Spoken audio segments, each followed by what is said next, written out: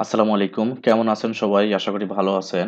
Studio database management সিস্টেমের দ্বিতীয় পর্বে আপনাকে স্বাগতম। গত পর্ব দেখানো হয়েছিল একটি স্টুডিওর প্রোডাক্ট লিস্ট এবং তার একটি ফর্মের মাধ্যম দিয়ে একটি লিস্ট বক্স তৈরি করছিলাম এবং সেখানে প্রত্যেকটা আইটেম অ্যাড করা এবং তা মডিফাই আপডেট করার একটা কাজ দেখানো হয়েছিল।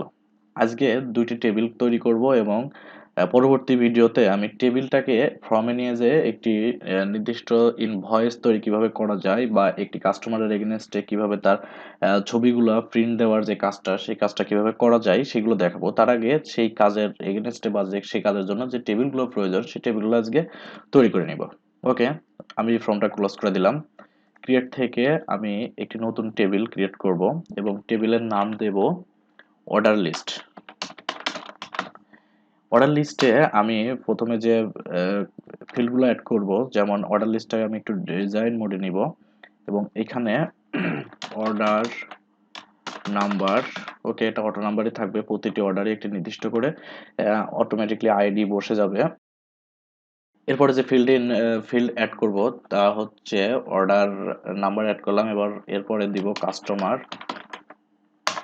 কাস্টমার নাম্বার বা কাস্টমারের ফোন নাম্বার যেটা দিব।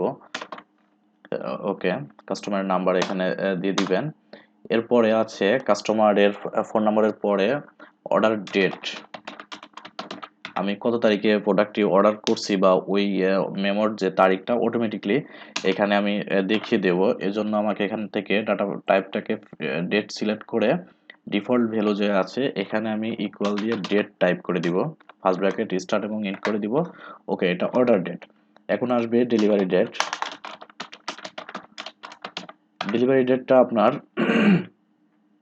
এখানেও আমি ডাটা টাইপটি ডেট অ্যান্ড টাইম সিলেক্ট করে দিব এবং ডিফল্ট ভ্যালুতে দিব হচ্ছে অর্ডার ডেট এবং তার পরবর্তী 4 দিন পরে ডেলিভারি ডেট। সেক্ষেত্রে কিভাবে দিতে পারি, আমি ডেটটা টাইপ করে দিব এবং এর সঙ্গে প্লাস দিয়ে দিব আরো 5 দিন বা 4 দিন, আপনি যে কদিন পরে ডেলিভারি দিতে চান সেই ক্ষেত্রে তত দিন এখানে যোগ করে দিবেন। ওকে, ডেলিভারি ডেট থেকে 4 দিন এক্সট্রা আমি অ্যাড করে দিলাম এখানে। এরপরে আমি এখানে অর্ডারের জন্য একটা নোট দিতে পারি, অর্ডার নোট। অর্ডারের বিপরীতে আপনি কিছু নোট টাইপ করে দিতে পারেন যে অর্ডারটা আর্জেন্ট বা অর্ডারের এই টাইপের কাজগুলো হবে, best quality photo paper print দিতে হবে অথবা ল্যাব প্রিন্ট হবে, এই টাইপের একটা নোট এখানে দিয়ে দিতে পারেন যেটা পরবর্তীতে আপনার অনেক কাজে আসবে। এটা অবশ্যই শর্ট টেক্সট থাকবে এবং এখানে দিব অ্যাডভান্স। এই ব্যবহারকারী বা এই মেমোর আন্ডারে বা এই মেমোর এগেনস্টে কত টাকা অ্যাডভান্স দিল, এখানে অবশ্যই নাম্বার ফিল্ডে ডাটা টাইপটি হবে। ওকে, আপাতত আমার এই টেবিলের কাজটি শেষ। আমি এখান থেকে টেবিলটি ক্লোজ করে দিব। টেবিলটি যদি আমি ওপেন করি, অর্ডার লিস্টটা ডাবল ক্লিক করে ওপেন করি, তাহলে দেখুন অটোমেটিকলি এখানে কাস্টমারের কোনো নাম্বার দেওয়া নেই। আমি কাস্টমারের নাম্বার এখান থেকে দিতে পারি বা যে নাম্বারটা আমি দেবো সেটা এখানে অ্যাড হবে। এরপরে অর্ডার ডেট দেখুন, আজকে 23 তারিখ, 23 তারিখের অর্ডার ডেটটি তৈরি হয়েছে এবং এখানে ডেলিভারি ডেট 23 তারিখ থেকে আরও 4 দিন পরে ডেলিভারি ডেট দিয়েছিলাম এবং এখানে 4 দিন অটোমেটিকলি যোগ হয়ে গেছে। এখানে যদি আমি অর্ডার নোটটা লিখতেও চাই দিতে পারবো, এখানে অ্যাডভান্স কত টাকা আছে দিতে পারবো এবং ফাইনালি এখানে অটোমেটিকলি ফর্মের ডিউ দেখাবে। অটোমেটিক যখন পে করবে টোটাল বিল থেকে টোটাল অ্যাডভান্স করার পরে এখানে অটোমেটিকলি একটা ডিউ তৈরি হয়ে যাবে। ওকে, টেবিলটি আমি ক্লোজ করে দিব, সেভ, ক্লোজ করে দিব। এরপরে আরও একটি টেবিল ক্রিয়েট করব আমি, সেটা হচ্ছে রেগুলার সেল। একটা মেমোর বা একজন কাস্টমারের আন্ডারে একই সঙ্গে কতগুলো অর্ডার হতে পারে, এই যে প্রোডাক্ট লিস্টটা আছে এখান থেকে সবগুলো সে অর্ডার করতে পারে বা একটা একটা করে অর্ডার করতে পারে বা একই অর্ডারে অনেকগুলো ফটো তৈরি করতে পারে বা অর্ডার দিতে পারে। সেক্ষেত্রে আমি আলাদাভাবে একটি সেলের জন্য একটি আলাদা টেবিল তৈরি করব যেখানে অনেকগুলো সেল এবং মেমোর তারিখ অনুযায়ী এবং মেমো নাম্বারের সিরিয়াল অনুযায়ী এখানে অনেকগুলো মেমো তৈরি হবে। ওকে, অনেকগুলো অর্ডার তৈরি হবে। ওকে, আরেকটি টেবিল তৈরি করব। ক্রিয়েট টেবিল থেকে একটি টেবিল নিয়ে নিব এবং সেভ করব হচ্ছে সেল লিস্ট। ওকে, এটা আমার বুঝতে সুবিধার কারণে আমি সেল লিস্ট দিচ্ছি। আপনি আপনার প্রয়োজন মতো বা আপনি যদি ভিডিওটা সম্পূর্ণ বুঝেন সেক্ষেত্রে আপনার প্রজেক্ট ওয়াইজ আপনি টেবিলের নামটি দিতে পারেন। ওকে, এই টেবিলটি সেল লিস্ট যে টেবিলটি ক্রিয়েট করলাম এটাকে আমি ডিজাইন মোডে নিব এবং এইখানে আমি দিব অর্ডার নাম্বার, কারণ এইখানে অর্ডার নাম্বারটা দিব যে অর্ডার লিস্টে যে ফিল্ড নেমটি দেওয়া হয়েছিল সেই নাম্বারে বা সেই ফিল্ডে আমি প্রথম ফিল্ডে দিব, কারণ ওই অর্ডারের নাম্বারের এগেনস্টে আমার সবগুলো সেল হবে। ওকে, নাম্বার আমি এখান থেকে লুকআপ উইজার্ড করে দিব। ওকে, লুকআপ এখানে আগে শর্ট টেক্সট করে দিই, সরি নাম্বার করে দিব, নাম্বার করে দিয়ে এখান থেকে আমি লুকআপ উইজার্ড করব। এবং লুকআপ উইজার্ডটা কোথা থেকে নিব সেটা হচ্ছে আমার এই অর্ডার লিস্টে যে মেমোটা তৈরি হবে বা অর্ডার নাম্বারটা তৈরি হবে ওখান থেকে আমি নিব। ওকে, অর্ডার লিস্ট টেবিলটি সিলেক্ট করব, নেক্সট এখান থেকে অর্ডার নাম্বারটা সিলেক্ট করে দিতে হবে। ওকে, আমি এখান থেকে অটোমেটিকলি চাচ্ছি না, এটা যখন আমি মেমোতে কাজ করব তখন অটোমেটিকলি এই অর্ডার নাম্বারটা এখানে সেভ হয়ে যাবে। ওকে, নেক্সট, নেক্সট, ফিনিশ। আপনি যদি না বুঝে থাকেন কাজটি তো অবশ্যই আমি যেভাবে দেখিয়েছি আপনি সেইভাবে সেম ভাবে করে যাবেন। আশা করি আপনার প্রজেক্টটি তৈরি হয়ে যাবে এবং পরবর্তীতে আস্তে আস্তে আপনি এই কাজগুলো অন্য কাজের সঙ্গে দেখলে আপনি এই কাজগুলো ক্লিয়ার হয়ে যাবেন। ভিডিওটা একটু বড় হতে পারে, অবশ্যই না টেনে আস্তে আস্তে সবগুলো ভিডিও এবং সম্পূর্ণ ভিডিও দেখবেন, তাহলে আশা করি আপনি কোনো বিষয় স্কিপ না করলে সম্পূর্ণ প্রজেক্টটি আপনি বুঝতে পারবেন এবং আপনার কাঙ্ক্ষিত যে প্রজেক্টটি বা আপনি যে প্রজেক্টটা করতে চাচ্ছেন সেটা অবশ্যই তৈরি করতে পারবেন। ওকে, এরপরে অর্ডার নাম্বারের পরে যে ফিল্ড নেমটি আমি অ্যাড করব সেটা হচ্ছে প্রোডাক্ট নেম। এখানে প্রোডাক্ট নেম কোনটি দিব সেটা হচ্ছে প্রোডাক্ট লিস্ট থেকে আমি কিন্তু লুকআপ উইজার্ড করব। এখানে প্রোডাক্ট লিস্টে অনেকগুলো প্রোডাক্ট অ্যাড করছি এবং সেই অনুযায়ী এখানে লুকআপ উইজার্ড করে দিব। ওকে, লুকআপ উইজার্ড একটি জায়গা থেকে ডাটাকে ফিল করা বা আমরা অনেক সময় বলি এটাকে ড্রপ ডাউন করা, এই ড্রপ ডাউনটা আমি এখান থেকে করে নিব। ওকে, প্রোডাক্ট লিস্ট সিলেক্ট করব, আমি এই প্রোডাক্ট লিস্টের যে টেবিলটি তৈরি করছিলাম ওখান থেকে সিলেক্ট করব, নেক্সট এখান থেকে শুধুমাত্র প্রোডাক্ট নেমটি আমি এখান থেকে নিব। প্রোডাক্ট নেম সিলেক্ট করে দিয়ে দিলাম এবং এখান থেকে নেক্সট করে দিব, নেক্সট, ফিনিশ।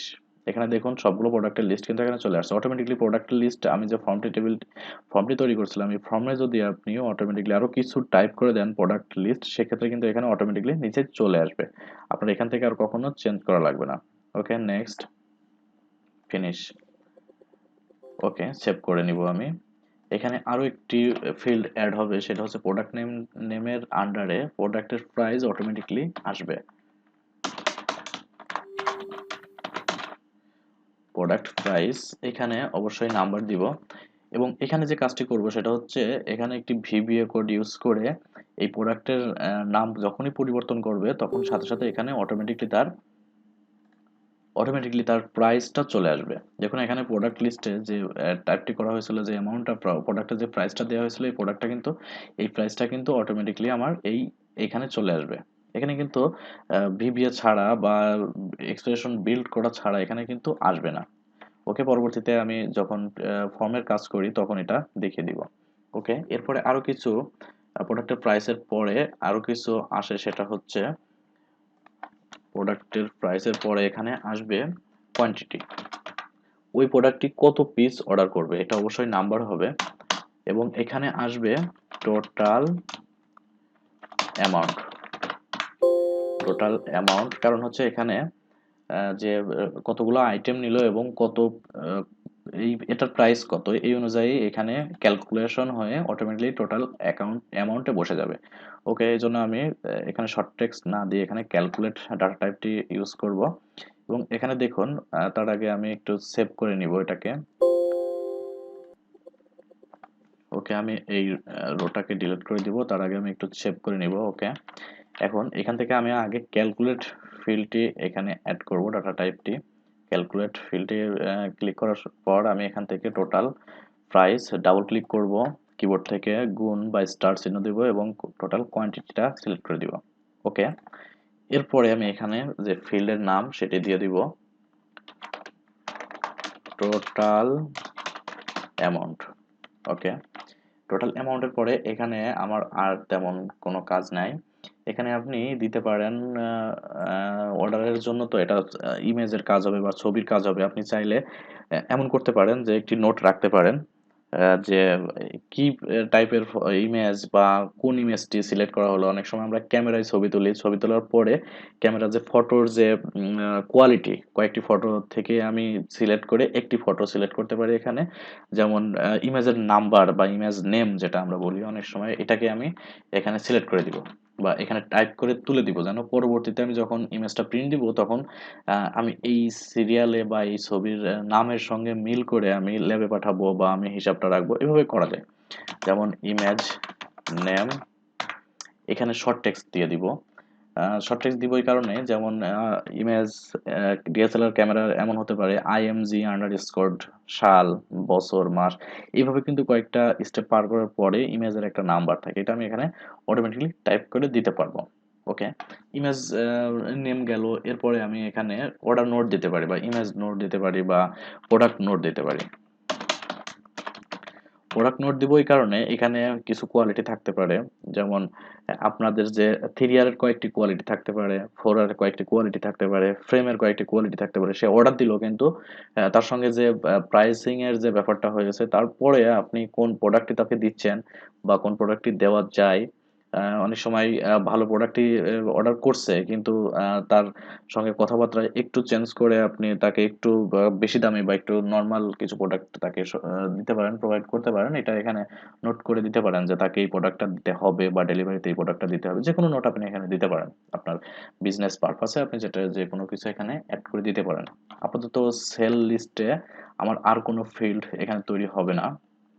ওকে, আমি ফিল্ডটি ফর্মটি ক্লোজ করে দেবো, টেবিলটি ক্লোজ করে দিয়ে আমি যদি সেল লিস্টটা আবার দেখি, দেখুন এখান থেকে আমার কয়েকটি ডাটা ফিল্ড দেখা যাচ্ছে। এটা অর্ডার নাম্বারটা, এখানে অর্ডার লিস্টে যখন নাম্বার তৈরি হবে অটোমেটিক্যালি আপনি এখান থেকে সিলেক্ট করে দিতে পারবেন। এরপরে যে প্রোডাক্টের নেম, সেই প্রোডাক্ট নেমটা কিন্তু আমার এখানে শো করতেছে, দেখুন প্রোডাক্ট, যে কোনো একটি প্রোডাক্ট সিলেক্ট করার সঙ্গে সঙ্গে এখানে কিন্তু অটোমেটিক প্রাইস আসার কথা, কিন্তু আসছে না, আসবে না, কারণ এখানে কোনো আমি এক্সপ্রেশন বিল্ড করি নাই বা লুক আপ করে দেইনি। এটা পরবর্তীতে করে দিব। আচ্ছা, এখানে দেখুন যদি এখানে কোনো পরিমাণ এখানে কোনো অ্যামাউন্ট থাকে, তাহলে দেখেন এখানে কিন্তু অটোমেটিকলি তার অ্যামাউন্ট গুণ হয়ে বসে যাচ্ছে। ইমেজ যেমন আইএমজি আন্ডারস্কোর 2020 11 মাস 5 তারিখ আন্ডারস্কোর 001, এটা কিন্তু ইমেজ নাম্বার হয়। এটা এভাবে কিন্তু আপনি নোট করে কিন্তু এভাবে দিতে পারেন। ওকে, অর্ডার নাম্বারটা এখান থেকে মিসিং আছে, যার কারণে অর্ডারটা সম্পূর্ণ হচ্ছে না। ওকে, আর দুটা টেবিল এখানে ক্রিয়েট করা হলো, পরবর্তীতে দেখানো হবে দুটো টেবিলের মাধ্যম দিয়ে কিভাবে একটি সম্পূর্ণ অর্ডার ফর্ম আপনি তৈরি করতে পারবেন এবং এই অর্ডার লিস্টের আন্ডারে অনেকগুলো প্রোডাক্ট কিভাবে একই সঙ্গে অর্ডার করতে পারেন। পরবর্তী ভিডিওতে আমি দেখাবো কিভাবে সম্পূর্ণ প্রজেক্ট শেষ করবেন এবং এখানে এই প্রজেক্টের মাধ্যম দিয়ে একটি স্টুডিও কিভাবে ম্যানেজ করতে পারেন। মোটামুটি আমি আরো আগে একটি ভিডিও দিয়েছি, সেটা হচ্ছে স্টুডিও ম্যানেজমেন্টের। এটা প্রথম পর্ব ছিল, আজকে দ্বিতীয় পর্ব হচ্ছে। আপনি যদি সেই প্রথম পর্বটি না দেখে থাকেন তাহলে এক্সেল মাহমুদের যে ইউটিউব চ্যানেল আছে, চ্যানেল থেকে আপনি দেখে আসতে পারেন। এবং স্টুডিও ম্যানেজমেন্ট সিস্টেম নিয়ে পরবর্তীতে আরো অনেকগুলো ভিডিও আসবে, আশা করি আপনি দেখে আসবেন। এবং আহ, কোনো সমস্যা হলে এক্সেল মাহমুদের অফিসিয়াল যে গ্রুপ আছে, ফেসবুক গ্রুপ, আপনি ওখানে পোস্ট করতে পারেন অথবা প্রত্যেকটি ভিডিওর নিচে আপনি কমেন্টস করতে পারেন। তো ভালো থাকবেন, পরবর্তী ভিডিওটি দেখার আমন্ত্রণ জানিয়ে শেষ করছি। আল্লাহ হাফেজ।